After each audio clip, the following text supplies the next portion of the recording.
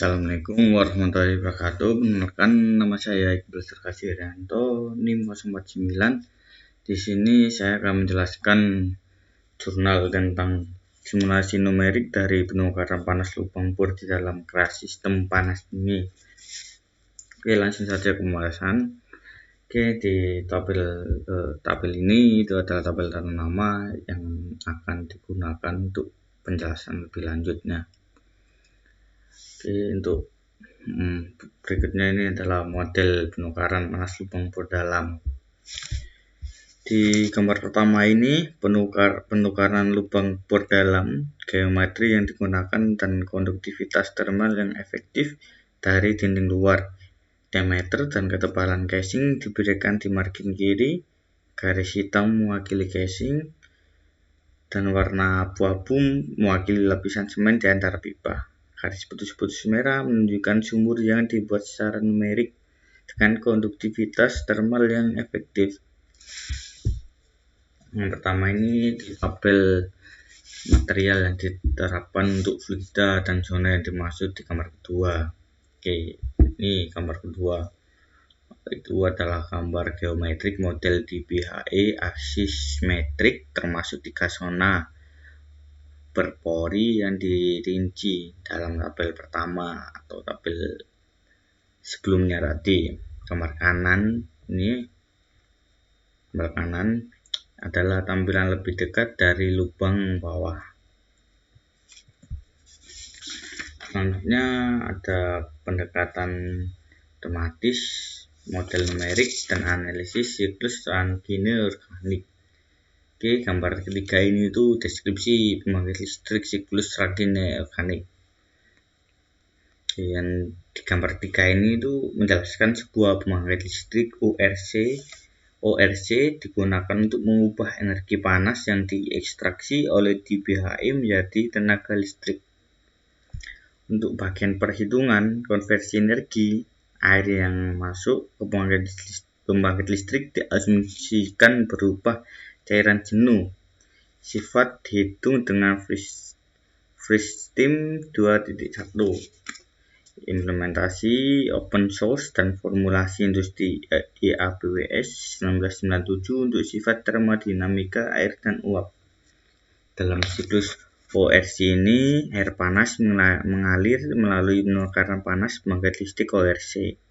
Air ini juga perlu dijaga pada tekanan di atas titik abu-abu untuk menghindari keluarnya uap. Untuk preheater atau pH membawa fluida kerja ORC ke titik didih sebelum mencapai kondisi uap jenuh di evapor. Metode yang digunakan untuk mendapatkan daya panas dan listrik dari sistem DBHE diekstraksi. Oke, untuk gambar 4 ini adalah diagram tekanan entalpi untuk pembangkit listrik ORC. Oke, berikutnya adalah sistem sensitivitas model JFD. Gambar 5 ini atau gambar yang sebelah kiri menunjukkan suhu keluaran numerik dan distribusi suhu radial di bawah pipa internal yang diperoleh dengan 3 mata jaring yang berbeda. Seperti yang dilihat di gambar 5 ini, gambar yang kiri ya. Suhu keluaran hampir identik untuk ketiga mata jaring dan sulit untuk menyimpulkan pada kemandirian jaringan saat melihat hasil tersebut. Bahkan jika perbedaan suhu hadir pada awalnya untuk 3013-200 hasil berbasis sel, distribusi suhu radial yang diperoleh setelah 95 jam pada kedalaman 2008,1 meter memungkinkan diskusi lebih lanjut. Perbedaan sekarang terlihat jelas antara hasil yang diperoleh dengan mata jaring yang terdiri dari 300.000, 13.200, dan 418.000 sel. Sementara tidak ada perbandingan yang signifikan antara hasil dengan mata jaring yang terdiri dari 14.000 dan 764.720 sel. Untuk kepentingan waktu komputasi, mata jaring ini memiliki yang lebih kasar.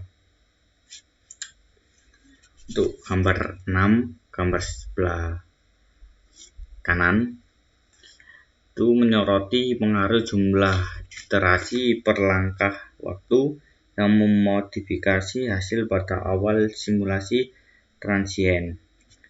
Tampak jelas bahwa jumlah default dari iterasi tidak cukup tinggi untuk mendapatkan hasil yang dapat diandalkan karena perbedaan yang signifikan dapat terlihat saat meningkatnya angka ini. Namun pengaruh jumlah iterasi berkurang saat menerapkan antara 60 sampai 100 iterasi per langkah waktu. Oleh karena itu, 80 iterasi per langkah waktu diterapkan dalam pekerjaan ini. Gambar 6 ini juga menunjukkan bahwa hasil bertemu dengan penurunan suhu sangat lamban terjadi setelah 60 hari. Untuk berikutnya ini adalah kondisi awal mode Krafla di bawah permukaan. Dan termasuk permukaannya itu di bawah permukaan hingga 2 km ya. Untuk gambar 7 ini itu distribusi suhu awal untuk 2 km pertama menggunakan sifat air konstan. Garis berwarna menunjukkan data lapangan yang diperoleh antara bulan 7 tanggal 7 2009 dan tanggal 15 bulan 3 2010. Untuk gambar 8 dan di tengah ini itu distribusi tekanan awal untuk 2 km pertama menggunakan sifat air konstan. Garis berwarna menunjukkan data lapangan yang diperoleh antara tanggal 7 bulan 7 2009 dan tanggal 15 bulan 3 2010. Untuk gambar sebelah kanan sendiri yaitu gambar 9 itu adalah distribusi temperatur dan tekanan awal di bawah 2 km berdasarkan ketebalan lapisan konduktif dan temperatur dasar. Oke, untuk berikutnya ini gambar 10. Gambar 10 ini itu adalah variasi suhu produksi berdasarkan kecepatan injeksi hingga 30 tahun pengoperasian. Untuk gambar sebelah kanan itu gambar 11. Di dalam gambar 11 dan sebelah kiri didistribusikan suhu vertikal setelah 10 tahun untuk kedua desain untuk berbagi kecepatan injeksi. Di gambar 11 sebelah kanan itu plot kontur kecepatan di dasar bagian dalam pipa untuk desain 2.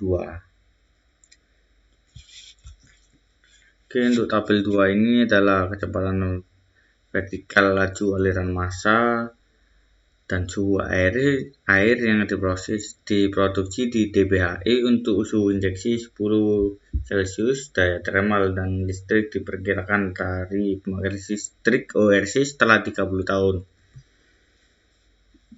Tabel ketiga ini adalah perbedaan tekanan dP antara injeksi dan sumur produksi di permukaan bar. Bisa dilihat sendiri ya. Oke, di gambar 12 ini itu menunjukkan perpindahan panas dinding horizontal untuk dinding internal pada 1 dan 10 tahun. Terus gambar 13 ini itu adalah aliran panas pada lubang sumur eksternal untuk desain pertama. Kedalaman vertikal dihentikan secara sewenang-wenang pada kedalaman 2009 meter untuk menganalisis variasi lokal. Nilai flux panas 0 dihitung dari kedalaman 2009 meter hingga 2070 meter. Untuk gambar 14 ini adalah gambar aliran panas horizontal pada lubang sumur eksternal untuk desain 2. Di gambar 15 ini itu adalah arus panas vertikal pada lubang sumur untuk desain pertama dan desain 2 selama 1 dan 10 tahun simulasi.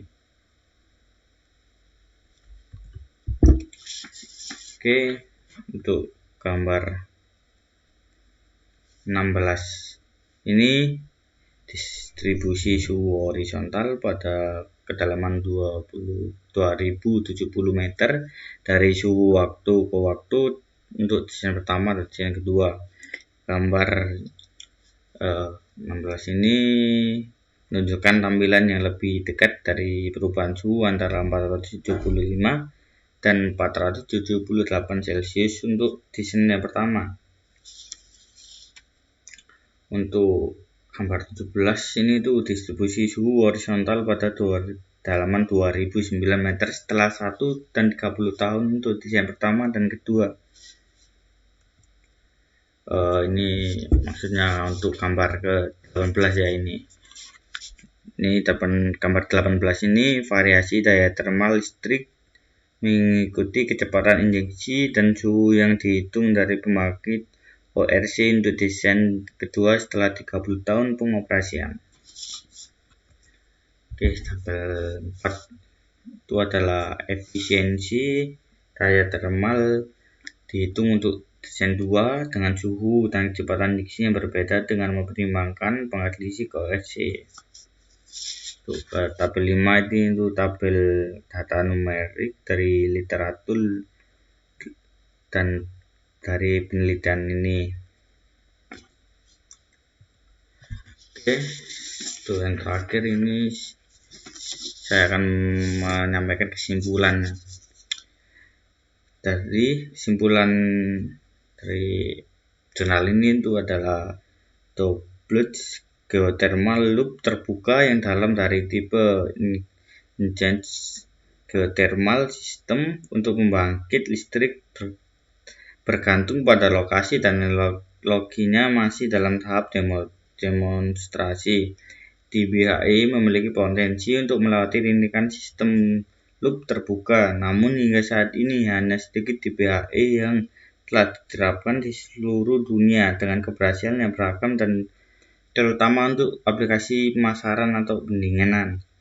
Bahwa konsep DBHE ke pengaturan geologi yang menguntungkan seperti yang dipertimbangkan dalam masalah ini dapat menghilangkan kapasitas panas bumi yang signifikan. Untuk model CFD BHE, panas bumi yang dekat dengan instruksi magma telah diselidiki. Simulasi transien telah dilakukan berdasarkan kondisi awal dari sumur IDDB 1 yang dibor di Islandia dengan mementingkan 2 desain dari konfigurasi BHE di Wisbech, Swiss. Model turbulensi telah diterapkan di dalam sumur dan formulasi aliran fluida berpori dalam air arah radial diperpanjang hingga 200 meter. Jadi itu adalah kesimpulan dari jurnal ini. Oke. Terima kasih, mohon maaf apabila penjelasan saya kurang dan ada salah katanya, saya mohon maaf. Wassalamualaikum warahmatullahi wabarakatuh.